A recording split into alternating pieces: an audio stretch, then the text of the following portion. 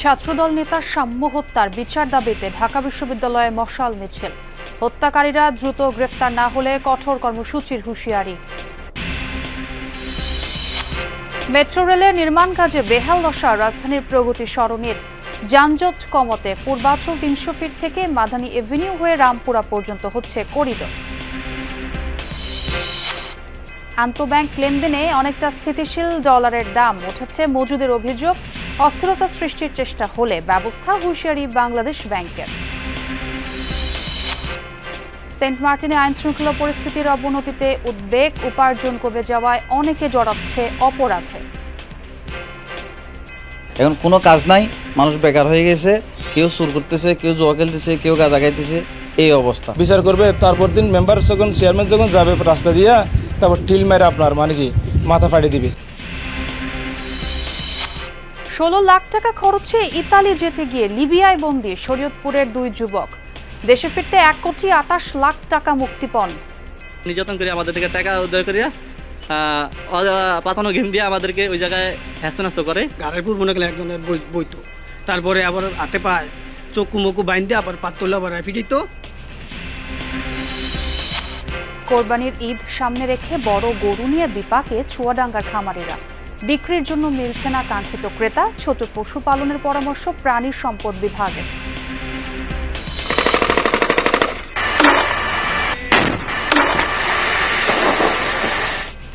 আগ্রাসন বন্ধে ইসরায়েলের উপর নিষেধাজ্ঞা আরোপের হুমকি ফ্রান্স, ব্রিটেন, কানাডার। চিকিৎসা শেষে গাজা ফেরত শিশুদের ঘিরে বাড়ছে দুশ্চিন্তা।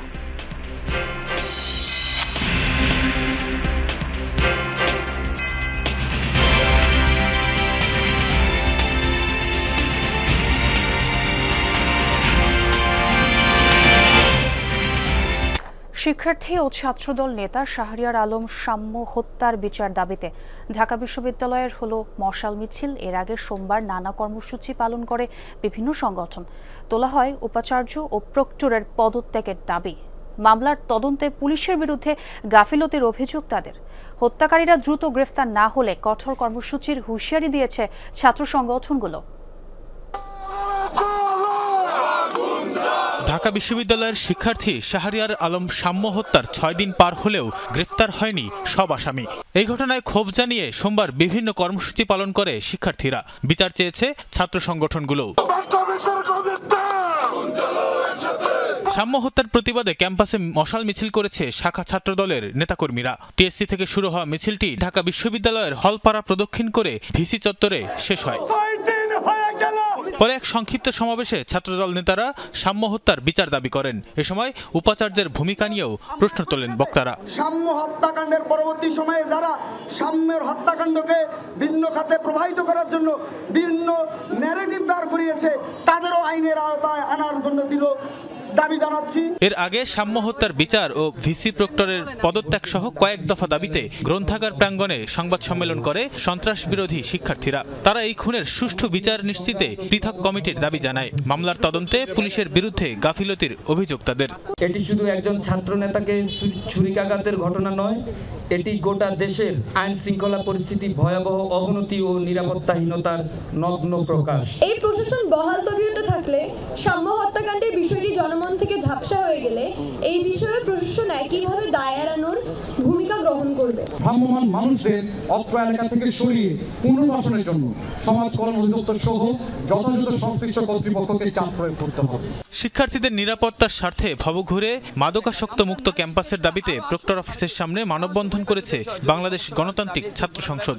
মানববন্ধন শেষে বিভিন্ন দাবি সম্বলিত একটি স্মারকলিপি প্রক্টরের কাছে জমা দেন তারা। হত্যাকারী শনাক্ত সহ বেশ কিছু দাবি জানিয়েছে তারা। রাষ্ট্রীয়ভাবে একটা গাফিলতির বিষয় আছে, বিশ্ববিদ্যালয় প্রশাসনের একটা গাফিলতি আছেন, রাষ্ট্রীয়ভাবে গাফিলতির বিষয় আছেন।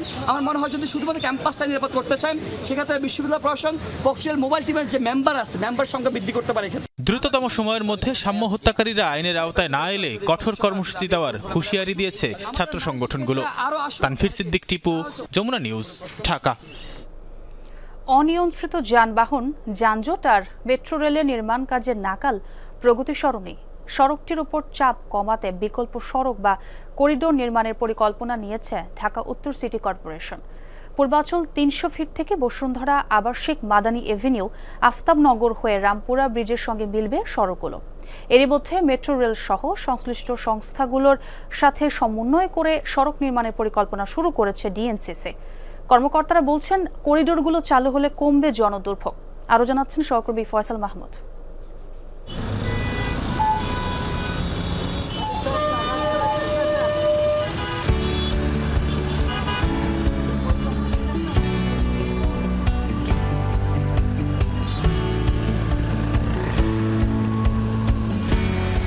প্রগতি সরণি রাজধানীর ব্যস্ততম সড়কগুলোর অন্যতম। রিকশা, ভ্যান থেকে ট্রাক, লরি সবকিছুই চলে এই সড়কে। দুর্ঘটনাও ঘটে প্রায় সময়। দুপাশে ঘনবসতিপূর্ণ এলাকা হওয়ায় বাড়তি চাপ রয়েছে সড়কটিতে। বলা হয়ে থাকে, প্রগতি সরণির এই সড়কে চলে না এমন কোনো যানবাহন নেই। ৫ই আগস্টের পর লাগামহীন রিকশা, অটোরিকশা চলাচলের কারণে সেই যানবাহনের চাপ বেড়েছে কয়েক গুণ। এতে ভোগান্তির পরিমাণও যেমন বেড়েছে, তেমনি পোহাতে হয়েছে বিড়ম্বনাও। সেই সাথে নতুন করে চলছে এই সড়কেই মেট্রো রেলের নির্মাণ কাজ। MRT-1 বা মেট্রো রেলের বিমানবন্দর থেকে কমলাপুর রুটের লাইনও যাবে প্রগতি সরণির মাটির নিচ দিয়ে। দীর্ঘদিন ধরে সড়কের দুপাশে ইউটিলিটি লাইন স্থানান্তরের কাজ চলছে, ফলে যানজটে ভোগান্তি আরও বেড়েছে। লোকাল বাসে, পাবলিক গাড়িতে চলাফেরা খুবই ভোগান্তিকর। দুই সাইডের যে রাস্তাটা কাটা হয়েছে, এই রাস্তা কাটার জন্য আরো বেশি ভোগান্তি। গাড়িগুলো তো অতিরিক্ত যানজট তৈরি করে। সিএনজি, অটোরিকশা, ভ্যান, ট্রেন এগুলো তো আরো বেশি ডিস্টার্ব করে। কারণ এখানে এমআরটি লেনের কাজ সবসময় চলমান আছে। এমআরটি লেনের কাজ চলমান থাকায় যে গর্তের সৃষ্টি হয়, বৃষ্টির কারণে গর্তের সৃষ্টি হয় এবং এই গর্ত থাকার কারণে গাড়িগুলো ঠিকমতো চলাচল করতে পারে না। মেট্রো রেলের মূল কাজ শুরু হলে প্রগতি সরণিতে যানজটের ভোগান্তি আরও বাড়বে বলছেন স্থানীয়রা। এই পরিস্থিতিতে এই রুটে চাপ কমাতে 3টি বিকল্প সড়ক নির্মাণের উদ্যোগ নিয়েছে উত্তর সিটি কর্পোরেশন। সেটির কাজও কিছুটা এগিয়েছে। এগুলোকে করিডোর বলছে সিটি কর্পোরেশন, যা 300 ফিট হয়ে বসুন্ধরা আবাসিকের ভেতর দিয়ে মাদানী এভিনিউ হয়ে রামপুরায় শেষ হবে। মেট্রো রেলের যে সার্ভিসগুলো এখন বসানো হবে, ইউটিলিটি যেগুলো বসানো হবে, সেটা বসাতে গেলে তো এখানে পুরো এটা এই রাস্তা তো আসলে চলার উপযুক্ত থাকবে না প্রগতি সরণি। এবং আমি মেট্রো রেল অথরিটিকে বলেছি, আগে ডাইভারশন রোডগুলো করা হবে, তারপরে আপনারা এই কাজ ধরবেন, নাহলে তো এটা একটা বড় জনদুর্ভোগ হবে। তো সুতরাং এখানে ডাইভারশন রোডই 4টা করা হবে, 3 থেকে 4টা।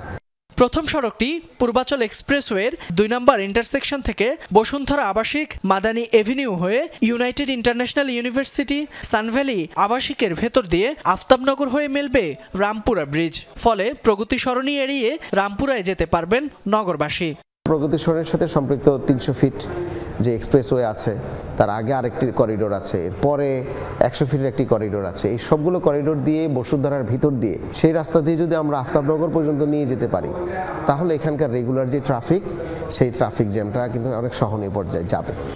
আগামী জুনেই প্রথম সড়কটির কাজ শুরুর কথা বলছে উত্তর সিটি কর্পোরেশন। চুক্তি অনুযায়ী এ কাজে অর্থায়ন করবে মেট্রো রেল কর্তৃপক্ষ। ফয়সাল মাহমুদ, যমুনা নিউজ, ঢাকা। আন্তঃব্যাংক লেনদেনে ডলারের দাম মোটামুটি স্থিতিশীল, তবে মানি এক্সচেঞ্জ 2 টাকা দাম বাড়িয়ে 126 টাকা নির্ধারণ করেছে। যদিও এ দামেও মিলছে না ডলার, গুনতে হচ্ছে অন্তত 127 টাকা। ব্যবসায়ীরা জানান, আরও দাম বৃদ্ধির আশায় বেড়েছে ডলার ধরে রাখার প্রবণতা, যে কারণে কিছুটা সংকট। তবে ঈদের আগেই নগদ ডলারের সরবরাহ বাড়বে আশা তাদের। ডলার মজুত করে বাজারে অস্থিরতা তৈরির চেষ্টা করলে ব্যবস্থা নেবে বাংলাদেশ ব্যাংক। ডলারের দর বাজার ভিত্তিক করা হলেও আন্তঃব্যাংক লেনদেনে বড় ধরনের প্রভাব পড়েনি। লেনদেন হচ্ছে 122 থেকে 123 টাকার মধ্যে। তবে কিছুটা প্রভাব পড়েছে মানি এক্সচেঞ্জগুলোতে। 2 টাকা দাম বাড়িয়ে নির্ধারণ করা হয়েছে 126 টাকা। তাতেও মিলছে না ডলার। কাউন্টারের বাইরে খোলা বাজারে প্রতি ডলার বিক্রি হচ্ছে 127 টাকায়। কোনো জায়গায় 126 টাকা 50 পয়সা, কোনো জায়গায় 126 টাকা 90 পয়সা, 127 টাকা, এরকম আর কি। বাইরে সোনালী ব্যাংকে এখানে ডলার 122 টাকা, আর বাইরে গেছিলাম মানি এক্সচেঞ্জে 127 টাকা করে ডলার।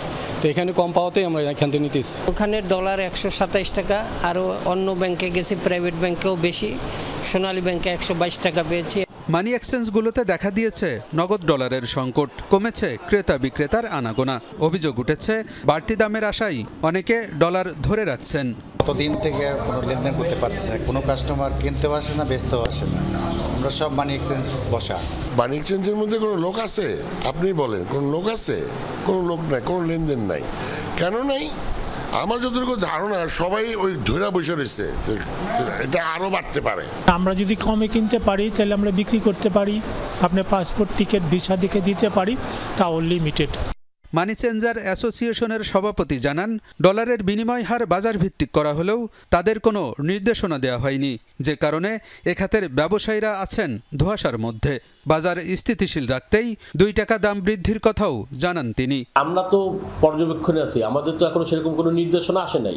তারপরেও আমরা মানি এক্সচেঞ্জ মার্কেটটা কন্ট্রোল করার উদ্দেশ্যে, আমরা মানি এক্সচেঞ্জ মার্কেটটা কন্ট্রোল করার জন্যই আমরা এই পদক্ষেপ নিয়েছি। 25 টাকা 26 টাকা একটা অবজারভেশন রেট দিয়েছি। আমরা অবজারভেশন করি, আরও 2-3 দিন যাক, দেখা যাক মার্কেটের গতি কি আসে। বাংলাদেশ ব্যাংক বলছে, কারসাজির মাধ্যমে ডলার বাজারে অস্থিরতা তৈরির সুযোগ দেওয়া হবে না, মজুত করে সংকট সৃষ্টি করা যাবে না বলেও জানাই কেন্দ্রীয় ব্যাংক। যদি কেউ ভেবে থাকে যে আমরা ডলার মজুত করব, মার্কেটে একটা ক্রাইসিস সৃষ্টি করব এবং ক্রাইসিস সৃষ্টির মাধ্যমে আমরা সুপার প্রফিট করব, তবে তারা বোকার স্বর্গে বাস করছে। বাংলাদেশ ব্যাংক কোনো না কোনো মেকানিজমের মাধ্যমে অবশ্যই ইন্টারভেন করবে মার্কেটটাকে স্টেবল রাখার জন্য। ডলার লেনদেনে মানি এক্সচেঞ্জগুলোকে দ্রুতই নির্দেশনা দেওয়া হবে বলেও জানিয়েছে বাংলাদেশ ব্যাংক। আলমগীর হোসেন, যমুনা নিউজ, ঢাকা। হঠাৎ করেই সেন্ট মার্টিনে বাড়ছে অপরাধ কর্মকাণ্ড। ঘরে ঘরে চুরি, রাতে জুয়ার আসর সহ আইন শৃঙ্খলা পরিস্থিতির অবনতিতে উদ্বিগ্ন দ্বীপটিতে বসবাসরতরা।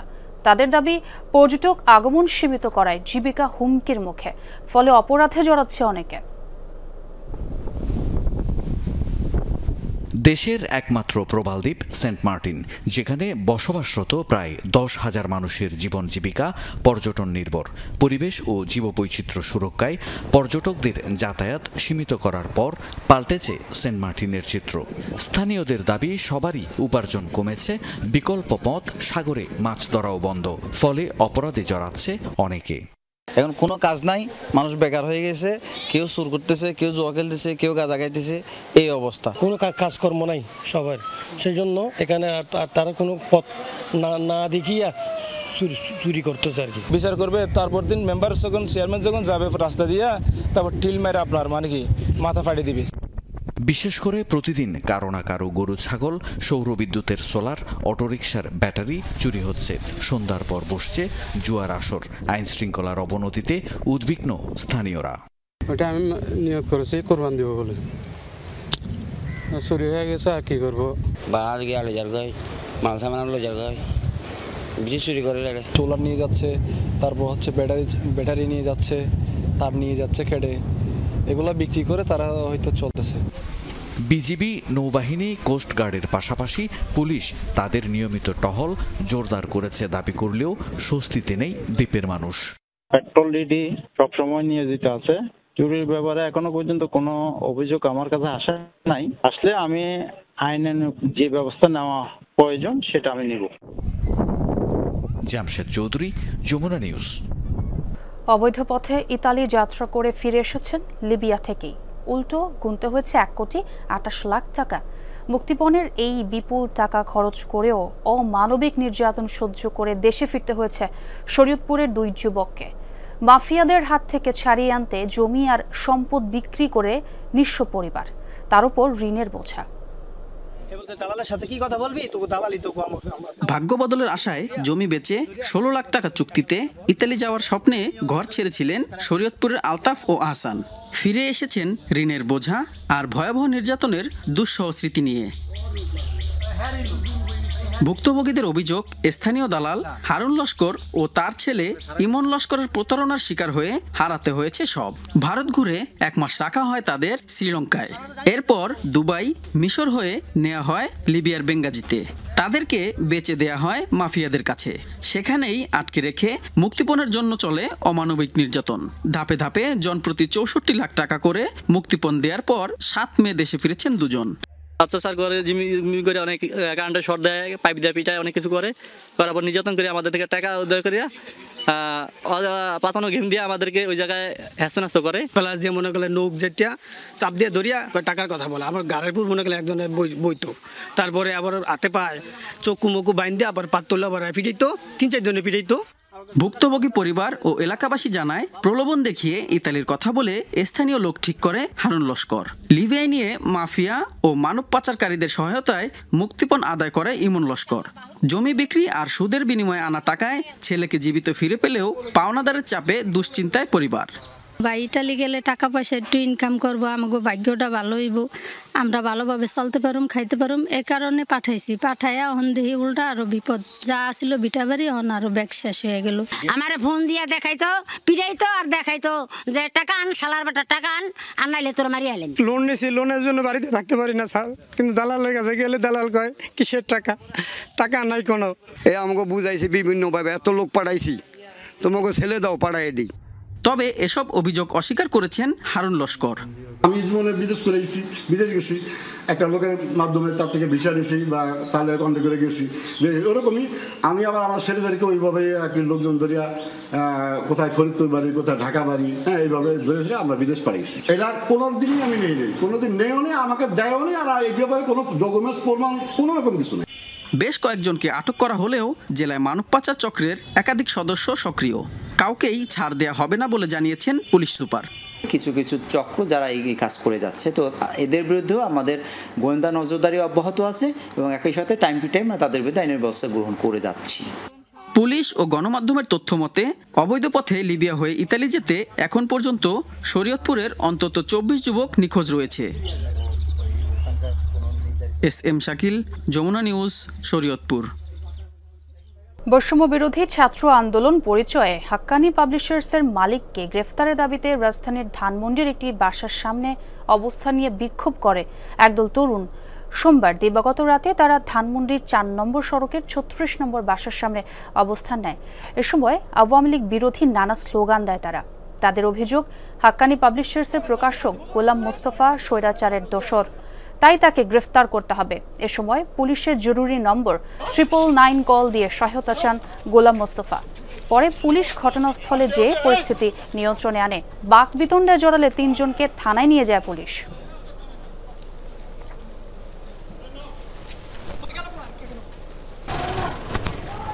রাজনৈতিক দলগুলোর সঙ্গে প্রাথমিক পর্বের আলোচনা শেষ করেছে জাতীয় ঐকমত্য কমিশন।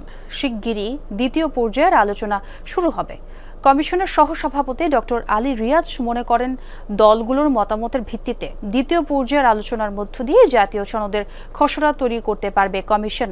শুধু ভোট আয়োজন নয়, নির্বাচন ব্যবস্থার আমূল সংস্কারের দাবি জানিয়েছে সিপিবি। 5টি সংস্কার কমিশনের গুরুত্বপূর্ণ 166টি সুপারিশের উপর সুনির্দিষ্ট মতামত জানতে রাজনৈতিক দলগুলোর কাছে স্প্রেডশিট পাঠায় জাতীয় ঐকমত্য কমিশন। 20 মার্চ থেকে শুরু হয় আলোচনা। কমিশনের পাঠানো সুপারিশের স্প্রেডশিট বা আলোচনায় উঠে এসেছে এমন অনেক বিষয়েই একমত নয় রাজনৈতিক দলগুলো। প্রধানমন্ত্রীর মেয়াদ ও ক্ষমতা, দ্বিকক্ষ বিশিষ্ট আইনসভা, জাতীয় সাংবিধানিক কাউন্সিল, গণপরিষদ নির্বাচন, ইসি গঠন, সংবিধান সংশোধন সহ বেশ কিছু গুরুত্বপূর্ণ বিষয়ে ভিন্নমত আছে দলগুলোর মধ্যে। সোমবার সিপিবির সাথে বৈঠকের মধ্য দিয়ে শেষ হয় প্রথম পর্বের আলোচনা। ডক্টর আলী রিয়াজ বলেন, রাজনৈতিক দল, জনগণ ঐক্যমত্য গঠনের ক্ষেত্রে অংশীদার সবাই। জাতীয় ঐক্যমত্য গঠনের ক্ষেত্রে ঐক্যমত্য কমিশনের পক্ষ থেকে যে উদ্যোগ, সেই উদ্যোগের প্রত্যেকেই অংশীদার। রাজনৈতিক দলগুলো অংশীদার, সিভিল সোসাইটি অংশীদার, রাজনৈতিক শক্তিগুলো, সামাজিক শক্তিগুলোর ভূমিকা আছে। বৈঠক শেষে ব্রিফ করেন সিপিবির সাধারণ সম্পাদক। বলেন, শুধু নির্বাচন করলেই হবে না, নির্বাচন ব্যবস্থার আমূল পরিবর্তনের দাবি জানান তিনি। সংস্কার কমিশনের পূর্ণাঙ্গ রিপোর্ট প্রকাশ্যে আলোচনার দাবি তুলে বলেন, এতে নির্বাচন নিয়ে মানুষের মধ্যে সংশয় কেটে যাবে। আমাদের সামনে একটা প্রধান কাজ হচ্ছে সুষ্ঠু, গ্রহণযোগ্য, অবাধ নির্বাচন করা। তার জন্যে যা যা সংস্কার করা দরকার, সেই সংস্কারের প্রশ্নগুলো সামনে নিয়ে আসা দরকার। কিন্তু আমাদের আলোচনায় আসে নাই। ওনাদের লিখিত বইয়ের মধ্যে কিন্তু কিছুটা হলেও আছে। আমরা বলেছি এটা আলোচনায় আনেন। যেমন ধরেন টাকার খেলা কিভাবে বন্ধ করা যাবে, ভোটে দাঁড়ানো, ভোট দেওয়ার সমধিকার নিশ্চিত হবে, সেই আলোচনাগুলোর জন্য কি কি করা দরকার সেইটা আলোচনায় আনেন। এ সময় তিনি বলেন, জুলাই আন্দোলনে নির্মম হত্যাযজ্ঞ চালিয়েছে যে দল, তাদের নির্বাচনে অংশ নেয়ার নৈতিক অধিকার নেই। এ মাসেই দ্বিতীয়বারের মতো রাজনৈতিক দলগুলোর সাথে বসতে যাচ্ছে জাতীয় ঐকমত্য কমিশন। জনগণ ভবিষ্যতে সে এমন পাহারাদারের ভূমিকা পালন করবে যাতে কেউ কর্তৃত্ববাদী স্বৈরাচারী ফ্যাসিস্ট হয়ে উঠতে না পারে। লাভলি বিথি, যমুনা নিউজ, ঢাকা। ঢাকায় চলচ্চিত্রের জনপ্রিয় নায়িকা নুসরাত ফারিয়াকে কারাগারে পাঠিয়েছেন আদালত।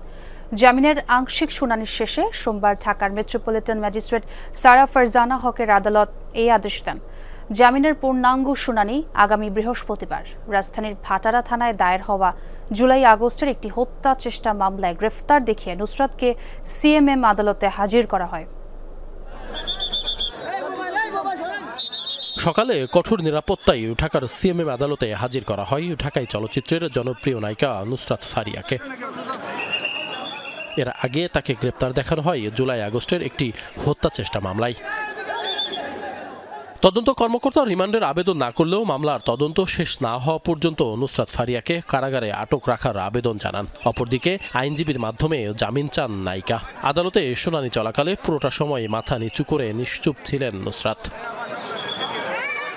এদিন আদালতে জামিনের আংশিক শুনানি হয়। পরে আদালত নুসরাত ফারিয়াকে কারাগারে পাঠানোর আদেশ দেন। সেই সাথে পূর্ণাঙ্গ জামিন শুনানির জন্য আগামী বৃহস্পতিবার দিন ধার্য করেন।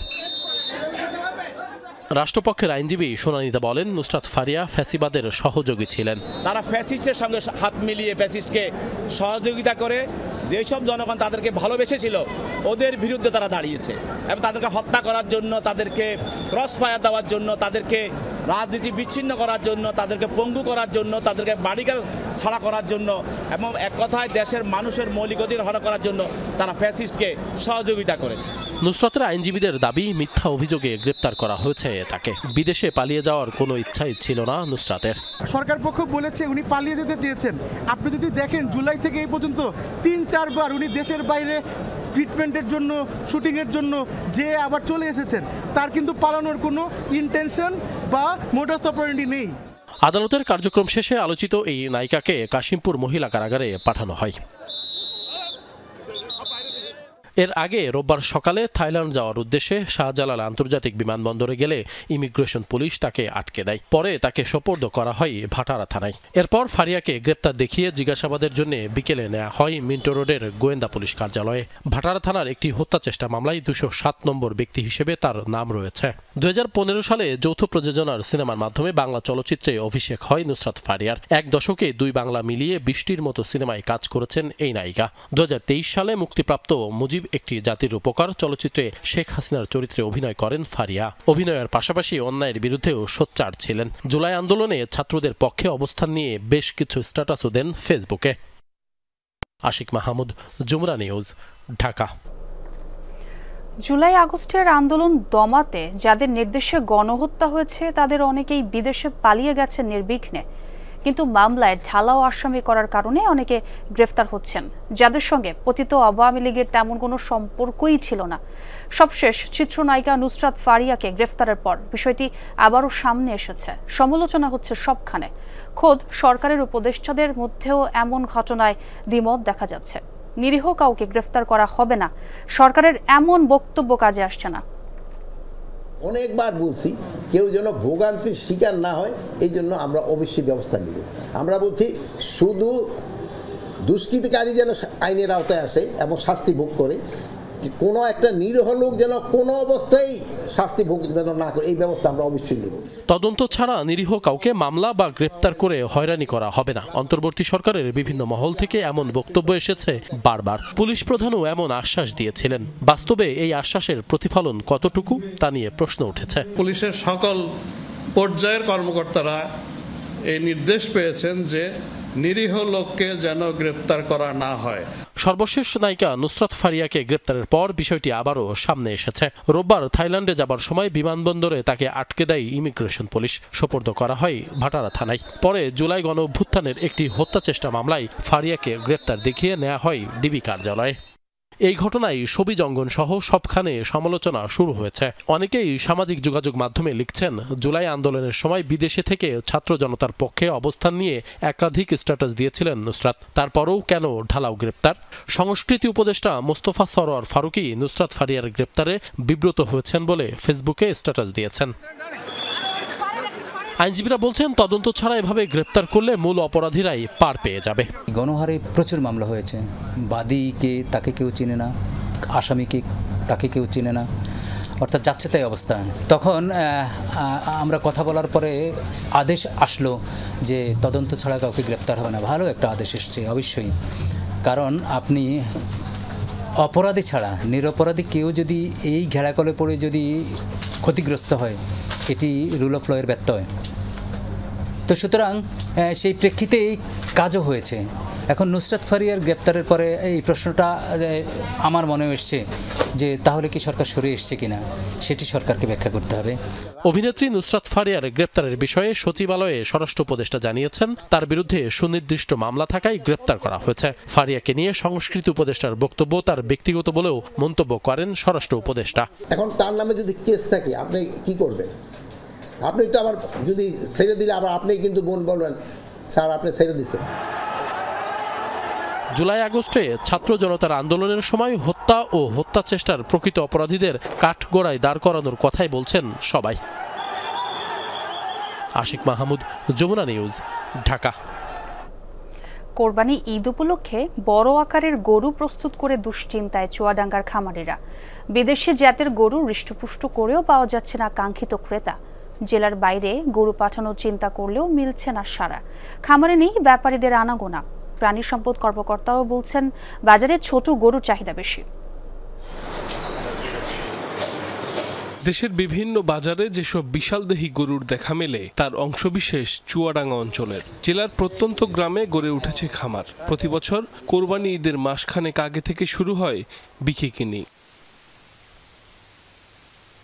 কিন্তু এবার সে চিত্র অনেকটাই ভিন্ন।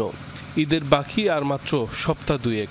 এই সময় খামারগুলো হাকডাকে মুখর থাকার কথা থাকলেও এখনো দেখা মিলছে না পাইকারদের। গোখাদ্যের দামের সাথে বেড়েছে পশুপালন খরচ। এখনো বেচা বিক্রি শুরু না হওয়ায় শঙ্কায় খামারিরা।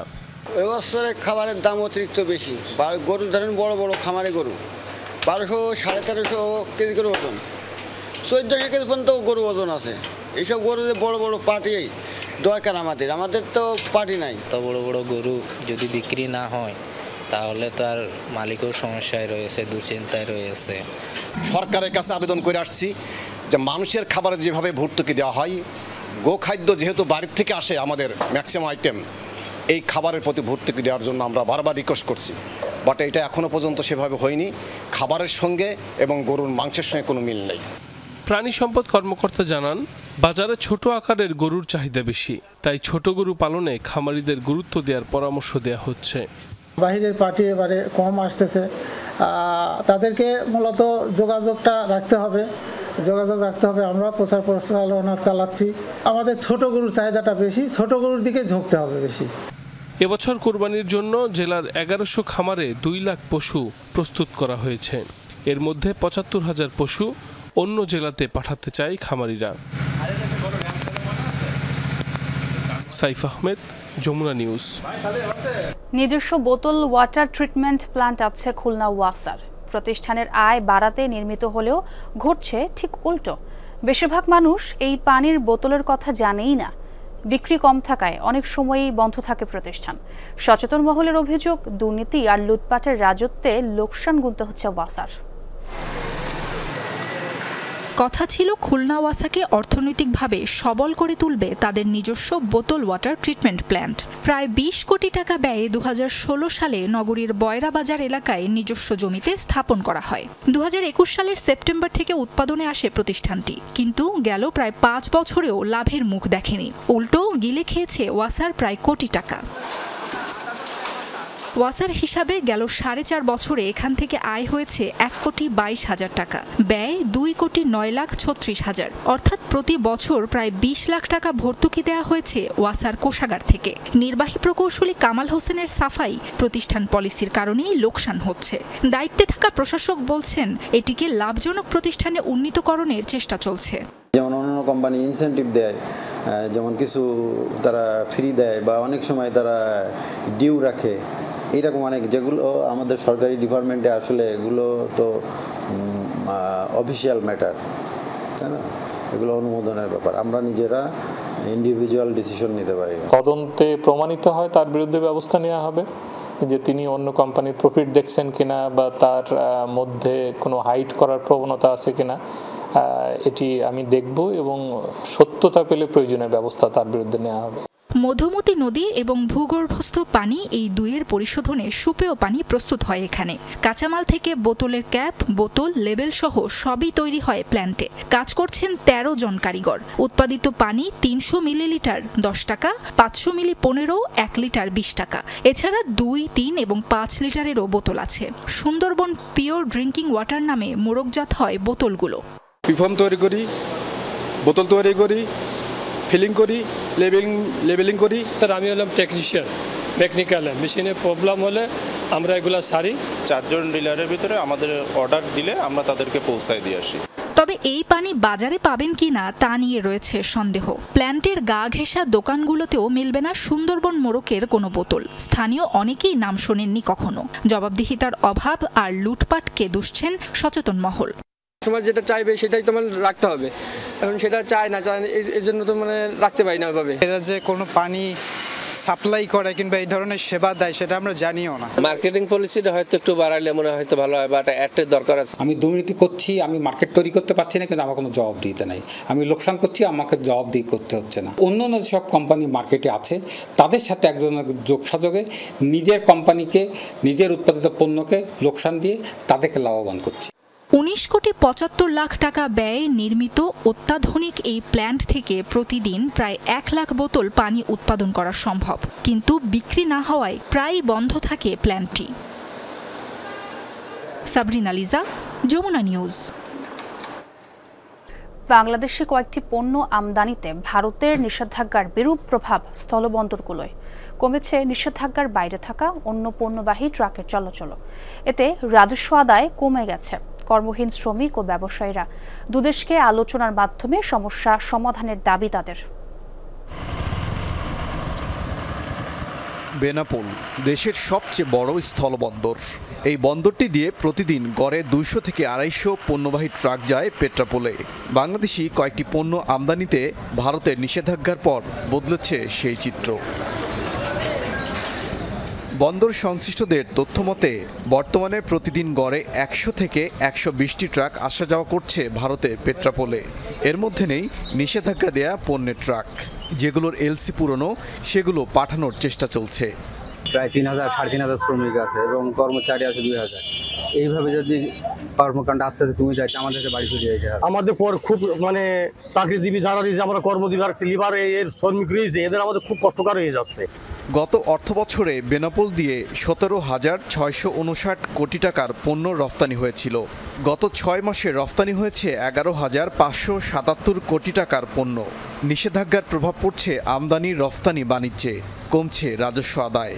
স্থলপথে আমদানি করলে একজন ব্যবসায়ীর যে অর্থনীতির সাশ্রয় হয় সেটা আজ প্রায় হুমকির মুখে। ছোট এবং মাঝারি ব্যবসায়ীগণ এদের দ্বারা সম্ভব না যে নৌপথে এবং বিমানপথে এদের তৈরি পোশাক রপ্তানি করে একটা তৈরি করবে। দুই দেশের কর্তৃপক্ষ পর্যায়ে এর সুন্দর পরিবেশে আশু সমাধানের জন্য আমি জোর দাবি রাখছি। একই অবস্থা লালমনিরহাটের বুড়িমারি, চাঁপাইনবাবগঞ্জের সোনাহাট, সাতক্ষীরার ভোমরা সহ বিভিন্ন স্থলবন্দরে। আটকা গার্মেন্টস, প্রক্রিয়াজাত খাদ্য, সুতাসহ আমদানি নিষেধাজ্ঞার তালিকায় থাকা পণ্যবাহী ট্রাক। অনেক গাড়ি আবার ফেরত পাঠানো হচ্ছে। এখানে আসার পরে গাড়ি হঠাৎ ইন্ডিয়ায় আটকের কারণে আমাদের গাড়ি খালি হচ্ছে না, আমরা গাড়ি নিয়ে দাঁড়ায় আছি। রাত্রে ঘুম পাড়তে পারি না, চুর ভয়, তেল চুরি না লাগা, নানান সমস্যা আছে আর কি। আমরা এই কাজগুলো যদি বন্ধই রাখা হয়, এটা আগে থেকে জানান দিয়ে করলে আমরা একটু এই ভোগান্তির মধ্যে আমাদেরকে পড়তে হতো না। গত 17 মে থেকে স্থলবন্দর দিয়ে বাংলাদেশি পোশাক, খাদ্যপণ্য, ফার্নিচার সহ বেশ কিছু পণ্য আমদানিতে নিষেধাজ্ঞা দিয়েছে ভারত। এর আগে আকাশপথে তৃতীয় দেশে পণ্য রফতানির জন্য বাংলাদেশের ট্রান্সশিপমেন্ট সুবিধা বন্ধ করে দেয় প্রতিবেশী দেশটি। ওবায়দুর রহমান, যমুনা নিউজ। পটুয়াখালীর বাউফলে না জানিয়ে অনুষ্ঠান আয়োজন নিয়ে তর্কের জেরে দুর্নীতি প্রতিরোধ কমিটির সভাপতিকে শাস্তির হুমকি দেওয়ার অভিযোগ উঠেছে উপজেলা নির্বাহী কর্মকর্তার বিরুদ্ধে। সোমবার দুপুরে বাউফল আদর্শ বালিকা মাধ্যমিক বিদ্যালয়ে হয় এই ঘটনা। স্থানীয়রা জানান, পটুয়াখালী জেলা কার্যালয় এবং বাউফল দুর্নীতি প্রতিরোধ কমিটির উদ্যোগে স্কুল বিতর্ক প্রতিযোগিতার আয়োজন করা হয়। বেলা 12টার দিকে সেখানে উপস্থিত হন ইউএনও আমিনুল ইসলাম। এরপর তাকে আমন্ত্রণ না দেওয়ার কারণ জানতে চান দুর্নীতি প্রতিরোধ কমিটির সভাপতি AHM শহীদুল হকের কাছে। এই নিয়ে এক পর্যায়ে বাক বিতণ্ডায় জড়ান দুজন। আজকে উনি বলতেছে যে আমাকে না জানাই কেন আপনারা এই আয়োজন করছেন। এখন ওনাকে আমরা পাওয়ার চেষ্টা করছি, কারণ উনি আমাদেরকে ধরা দেয়নি, সেজন্য তো এই আচরণ উনি করতে পারেন। এই আচরণটা ইউনো হিসাবে তার সাথে যায় না। গাজায় নতুনভাবে শুরু হওয়া সামরিক অভিযান অবিলম্বে বন্ধ না করলে ইসরায়েলের উপর নিষেধাজ্ঞা আরোপের হুঁশিয়ারি দিয়েছে 3 প্রভাবশালী দেশ, যুক্তরাজ্য, ফ্রান্স ও কানাডা। উপত্যকায় ত্রাণ সংক্রান্ত আরোপিত বিধিনিষেধ তুলে না নিলে তেল আবিবের বিরুদ্ধে কঠোর পদক্ষেপ নেওয়ার হুমকি দিয়েছে দেশ তিনটি। সোমবার এ সংক্রান্ত একটি যৌথ বিবৃতি প্রকাশ করে রাষ্ট্রগুলো। এতে অনতিবিলম্বে গাজায় আগ্রাসন বন্ধের দাবি জানানো হয়। সীমিত ত্রাণ প্রবেশের সিদ্ধান্তের নিন্দা জানিয়ে উপত্যকায় পর্যাপ্ত মানবিক সহায়তা ঢুকতে দেওয়ারও আহ্বান জানানো হয়। নেতানিয়াহু প্রশাসনের কর্মকাণ্ডকে জঘন্য আখ্যা দিয়ে তেল আবিবের পাশে না দাঁড়ানোর ঘোষণা দিয়েছে দেশগুলো। পশ্চিম তীরে ইসরায়েলি বসতি সম্প্রসারণের যে কোনো চেষ্টার বিরোধিতা করে লন্ডন, প্যারিস, অটোয়া এমনটা উল্লেখ করা হয় বিবৃতিতে।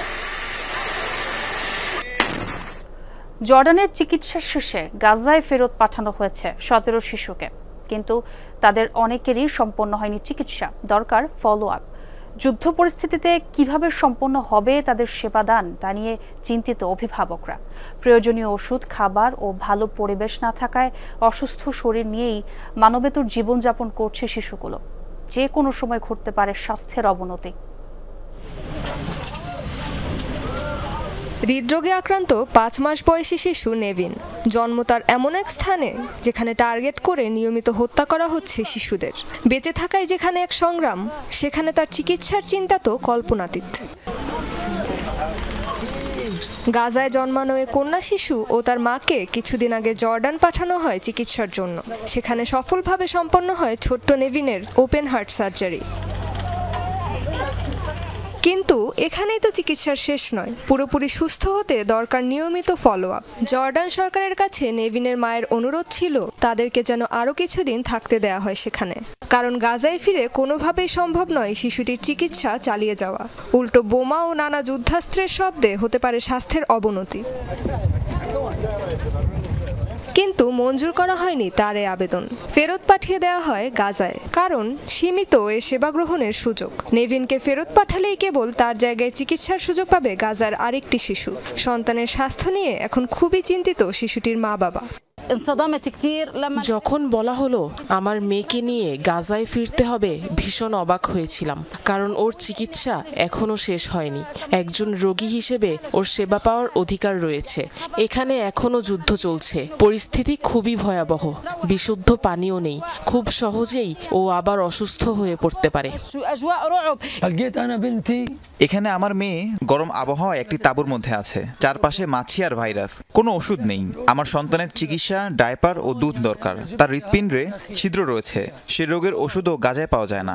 যদি এখানে চিকিৎসার সুযোগ থাকতো তাহলে আমি কখনোই তাকে বিদেশ পাঠাতাম না। জর্ডানের রাজা দ্বিতীয় আবদুল্লাহ সম্প্রতি ঘোষণা দেন ফিলিস্তিনের 2000 শিশুকে চিকিৎসা দেওয়া হবে তার দেশে। এর অংশ হিসেবে প্রথম দফায় অভিভাবক সহ 33 শিশুকে পাঠানো হয়েছিল দেশটিতে, কিন্তু চিকিৎসা শেষে ইতোমধ্যে গাজায় ফেরত পাঠিয়ে দেওয়া হয়েছে 17 শিশুকে।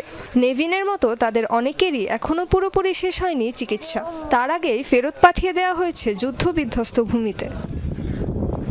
তবে শিশুদেরকে যুদ্ধবিধ্বস্ত এলাকায় জোরপূর্বক ফিরিয়ে দেয়াকে আন্তর্জাতিক আইনের লঙ্ঘন বলে আখ্যা দিচ্ছে মানবাধিকার সুরক্ষা সংগঠনগুলো।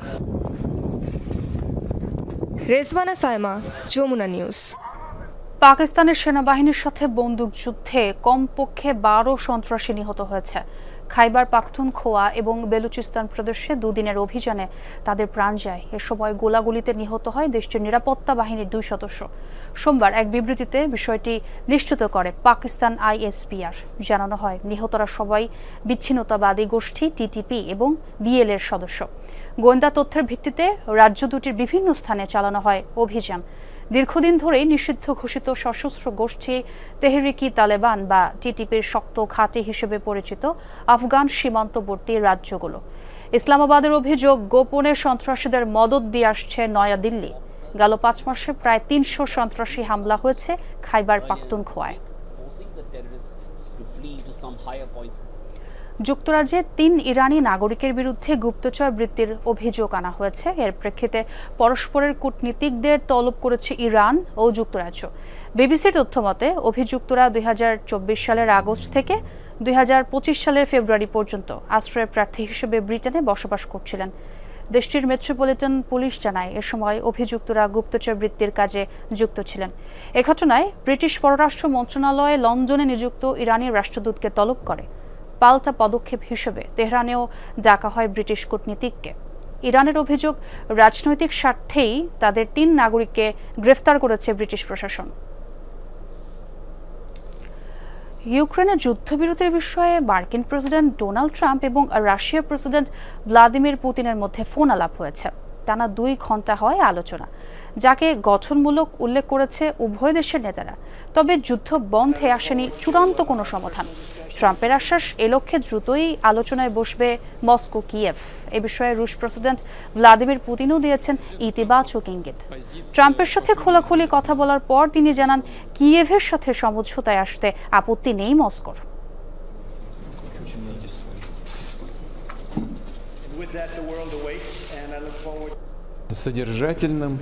রাশিয়া ইউক্রেন সংকটের শান্তিপূর্ণ সমাধানে আগ্রহী। এখন সবচেয়ে কার্যকর উপায়টি নির্ধারণ করা বাকি। আমরা যুক্তরাষ্ট্রের প্রেসিডেন্টের সঙ্গে একমত হয়েছি। রাশিয়া একটি সম্ভাব্য ভবিষ্যৎ শান্তি চুক্তি নিয়ে ইউক্রেনের সাথে আলোচনায় বসতে চায়। তাদেরকে একটি স্মারক প্রস্তাব দিতে এবং এ বিষয়ে কাজ করতে রাশিয়া প্রস্তুত। মালয়েশিয়ার ইমিগ্রেশন বিভাগের উদ্যোগে 2য় দফায় শুরু হয়েছে অভিবাসী প্রত্যাবাসন কর্মসূচি। দেশটিতে অবস্থানরত অবৈধ অভিবাসীদের স্বেচ্ছায় নিজ দেশে ফেরার সুযোগ করে দিতেই এই আয়োজন। মালয়েশিয়ার ইমিগ্রেশন বিভাগ এক ফেসবুক পোস্টে জানিয়েছে, প্রথম দিনের কর্মসূচিতে অংশগ্রহণ ছিল অত্যন্ত সন্তোষজনক। মালয়েশিয়ার বিভিন্ন প্রান্ত থেকে আগত বহু অভিবাসী স্বেচ্ছায় দেশে ফেরার জন্য উপস্থিত হন সংশ্লিষ্ট কেন্দ্রে। তাদের কাগজপত্র যাচাই, প্রক্রিয়াকরণ এবং ফেরার প্রস্তুতি নেওয়া হয়েছে অত্যন্ত সুশৃঙ্খলভাবে। সুযোগ থাকাকালীন এই কর্মসূচিতে অংশগ্রহণ করে আইনি জটিলতা ছাড়াই নিজ দেশে ফিরতে অবৈধ অভিবাসীদের প্রতি আহ্বান জানিয়েছে কর্তৃপক্ষ। দর্শক, এ ছিল যমুনা নিউজ। এতক্ষণ যারা সঙ্গে ছিলেন সবাইকে ধন্যবাদ।